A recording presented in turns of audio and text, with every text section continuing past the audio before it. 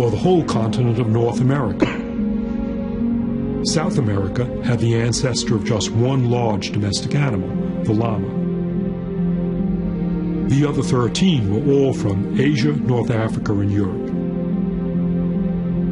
And of these, the big four livestock animals, cows, pigs, sheep, and goats, were native to the Middle East. The very same area that was home to some of the best crops in the world was also home to some of the best animals.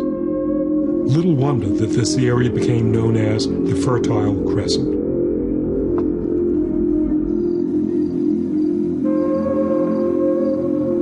The people of the Fertile Crescent were geographically blessed, with access to some of the best crops and farm animals in the ancient world. It gave them a huge head start. What had begun with the sowing of wheat and the penning of goats was leading towards the first human civilization.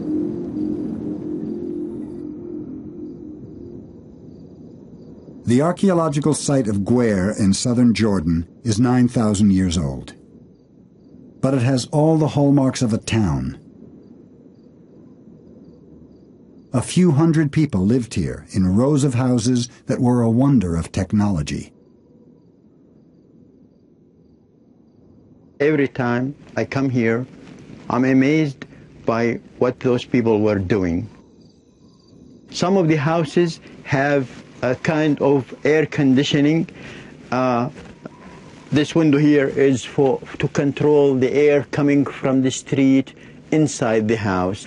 And the houses, the walls and the floors of the houses from the inside at least were covered with plaster.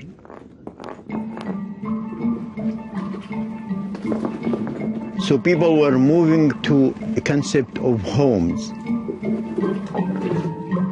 It's not a place just to sleep, it is a proper home, and people started to decorate the houses from the inside. And people were started to invest in their homes, because if we are talking about plaster, it is time consuming, it's effort consuming, it's very expensive to have plastered house. As villages grew bigger, there were more people to work on the land. More people could produce more food more efficiently, enough to support specialists within the community. Freed from the burden of farming, some people were able to develop new skills and new technologies.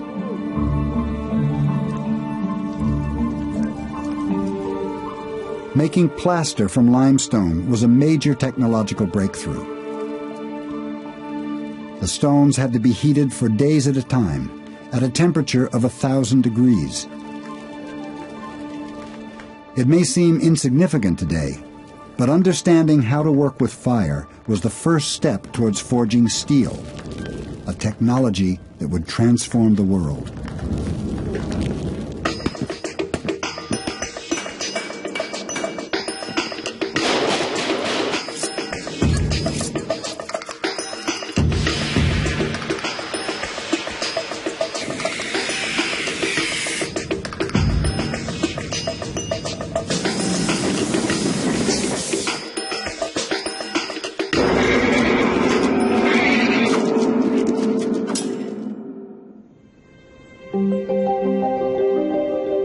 By contrast, places like New Guinea never developed advanced technology.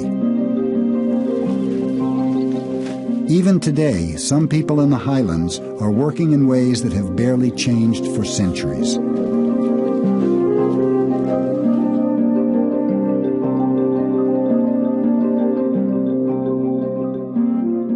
When I first came to New Guinea in the 1960s, people were still using stone tools like this axe in parts of the island. And before European arrival, people were using stone tools everywhere in New Guinea. So why didn't New Guinea develop metal tools by itself?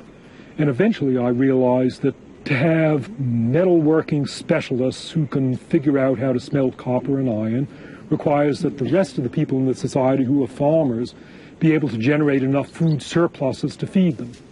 But New Guinea agriculture was not productive enough to generate those food surpluses.